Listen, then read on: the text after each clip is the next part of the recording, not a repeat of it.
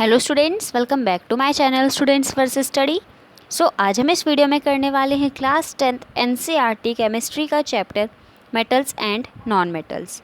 इस वीडियो का आज हम लास्ट पार्ट इस वीडियो में कवर करने वाले हैं और ये जो आज की वीडियो है ये ज़्यादा लंबी नहीं होने वाली है। हम सिर्फ इस वीडियो में आयनिक कंपाउंड और कोवेलेंट कंपाउंड्स के बारे में थोड़ा सा जानेंगे। तो चलिए स्टार्ट करते हैं। सबसे पहले हम जानते हैं हम आयनिक कंपाउंड्स की प्रॉपर्टीज़ के बारे में। आयनिक कंपाउंड्स क्या होते हैं, कोवेलेंट कंपाउंड्स क्या होते हैं, ये मैं आपको पिछली वीडियो में बता चुकी हूँ। अब जो हमारे आयनिक कंपाउंड्स हैं उनकी प्रॉपर्टीज़ के बारे में जानते हैं। हमारे आयनिक कंपाउंड्स होते हैं यूजुअली वो क्रिस्टलाइन सॉलिड्स होते हैं। क्रिस्टलाइन सॉलिड्स का मतलब उनमें है जो है हमारा कुछ वाटर कंटेंट होता है। फॉर एग्ज़ाम्पल हमारा सोडियम क्लोराइड जो है वो हमारे क्रिस्टलाइन सॉलिड है। देन आता है कि हमारे जो आयनिक कंपाउंड्स होते हैं उनका हाई मेल्टिंग पॉइंट्स होता है और हाई बॉइलिंग पॉइंट्स होते हैं। यानी कि उन कंपाउंड्स को अगर हमें तोड़ना है तो हमें बहुत ज़्यादा हीट प्रोवाइड करनी पड़ेगी जिससे कि वो मेल्ट हो। यानी कि एक हाई मेल्टिंग पॉइंट उनको प्रोवाइड करना पड़ेगा जिससे कि उनका जो ये कंपाउंड है वो अलग अलग मतलब जो कंपाउंड है वो उन दोनों के बीच का जो बॉन्ड है वो टूट जाए। उनको हाई बॉइलिंग पॉइंट देना पड़ेगा इसलिए और हाई मेल्टिंग पॉइंट देना पड़ेगा। देन जो हमारे आयनिक कंपाउंड्स होते हैं वो पानी में सॉल्यूबल होते हैं। पानी में सॉल्यूबल होने का क्या मतलब है, मतलब हम उनको अगर पानी में मिक्स करते हैं तो इजीली मिक्स हो जाते हैं, but insoluble in organic solvents. यानी कि जो हमारे ऑर्गेनिक सॉल्वेंट्स हैं, ऑर्गेनिक का मतलब जिनमें हमारा कार्बन कंटेंट होता है। जिन चीज़ों में हमारा कार्बन कंटेंट होता है उनमें वो इनसॉल्यूबल होते हैं। अब कार्बन कंटेंट वाली कौन कौन सी चीज़ों की बात हम कर सकते हैं, जैसे अल्कोहल का फॉर्मूला क्या होता है आप मुझे कमेंट में बताना। देन एस्टोन, देन ईथर, इन सब में जो है हमारा कार्बन कंटेंट प्रेजेंट होता है, तो इसीलिए हम इनको ऑर्गेनिक सॉल्वेंट कहते हैं। और हमारे आयनिक कंपाउंड्स पानी में डिज़ोल्व हो जाते हैं but not in organic solvents. Carbon content वाली चीज़ों में हमारे जो ये आयनिक कंपाउंड्स हैं ये सॉल्यूबल नहीं होते हैं, ये इनसॉल्यूबल होते हैं।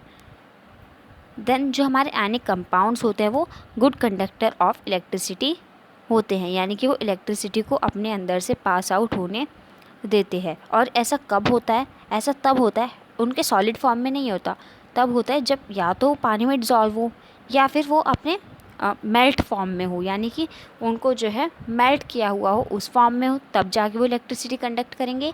या फिर जब वो पानी में डिज़ोल्व हो, वाटर में डिज़ोल्व हो, तब वो इलेक्ट्रिसिटी कंडक्ट करेंगे। देन अब हम बात करते हैं प्रॉपर्टीज़ ऑफ कोवेलेंट कंपाउंड्स की, कि जो हमारे कोवेलेंट कंपाउंड्स हैं उनकी क्या क्या प्रॉपर्टीज़ होती हैं। जो हमारे कोवेलेंट कंपाउंड्स हैं वो लिक्विड्स और गैसेस होते हैं। जैसे हमारे आयनिक कंपाउंड्स यूजुअली क्या थे, हमारे आयनिक कंपाउंड्स क्रिस्टलाइन सॉलिड्स थे, वैसे ही हमारे जो कोवेलेंट कंपाउंड्स है वो ज़्यादातर हमें लिक्विड्स और गैसेस के फॉर्म में देखने को मिलते हैं। बहुत कम जो हैं वो हमें सॉलिड्स की फॉर्म में देखने को मिलते हैं। देन जो इसकी सेकेंड प्रॉपर्टी है वो ये है कि जो हमारे कोवेलेंट कंपाउंड्स है यूजुअली उनका लो मेल्टिंग पॉइंट और बॉइलिंग पॉइंट होता है। लो मेल्टिंग पॉइंट और बॉइलिंग पॉइंट का मतलब हमें जो है उनको मेल्ट करने के लिए, उनको बॉयल करने के लिए जो है बहुत ज़्यादा टेम्परेचर नहीं देना पड़ेगा, बहुत ज़्यादा हीट नहीं लगानी पड़ेगी। उनको जो है थोड़ी सी हीट ही लगाएंगे तो वो मेल्ट हो जाएगा, थोड़ा सा टेम्परेचर जो है रखेंगे तो वो बॉयल हो जाएगा। देन जो हमारे कोवेलेंट कंपाउंड्स हैं वो पानी में इंसॉल्यूबल होते हैं लेकिन हमारे ऑर्गेनिक सॉल्वेंट्स में सॉल्यूबल होते हैं। जैसे हमारे आयनिक कंपाउंड्स जो थे वो पानी में सॉल्यूबल थे बट ऑर्गेनिक सॉल्वेंट में सॉल्यूबल नहीं थे, लेकिन इसमें हमारा उल्टा है। जो हमारे कोवेलेंट कंपाउंड्स हैं वो पानी में इंसॉल्यूबल है। पानी में इंसॉल्यूबल होने का मतलब वो पानी में डिज़ोल्व नहीं होते हैं, but in case of organic solvents they dissolve. यानी कि ऑर्गेनिक सॉल्वेंट्स की अगर हम बात करें तो वो उनमें सॉल्यूबल होते हैं, वो उनमें अच्छे से डिज़ोल्व हो जाते हैं। And the last property is covalent compounds do not conduct electricity. Ionic compound जो थे वो इलेक्ट्रिसिटी कंडक्ट कर रहे थे, लेकिन जो हमारे कोवेलेंट कंपाउंड्स है वो इलेक्ट्रिसिटी कंडक्ट नहीं करते हैं, यानी कि they are not good conductor of electricity, या फिर हम कह सकते हैं they are insulators of electricity. Insulators का मतलब जो अपने में से इलेक्ट्रिसिटी पास नहीं होने देते हैं।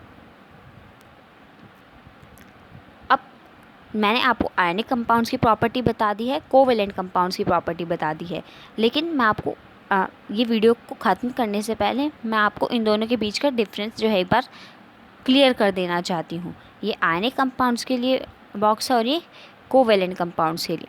सबसे पहले इसकी फर्स्ट प्रॉपर्टी का डिफरेंस देखते हैं।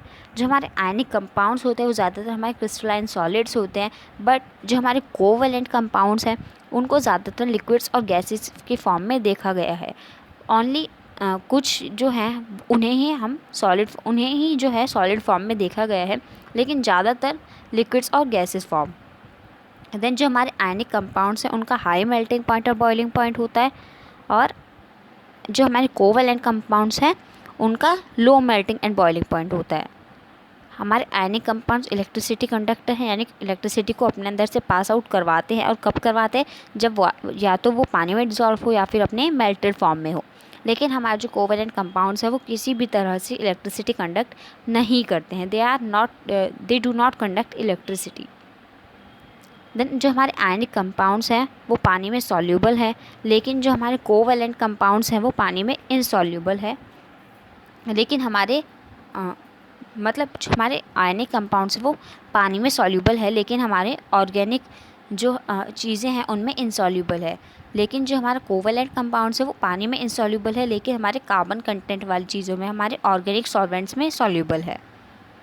देन आयनिक कंपाउंड जो हैं जैसा कि मैंने अभी आपको बताया कि ऑर्गेनिक सॉल्वेंट्स में इनसॉल्यूबल, एंड जो हमारे कोवेलेंट कंपाउंड्स है वो ऑर्गेनिक सॉल्वेंट्स में सॉल्यूबल। सो आई होप कि आपको ये सारा चैप्टर अच्छे से समझ में आ गया होगा।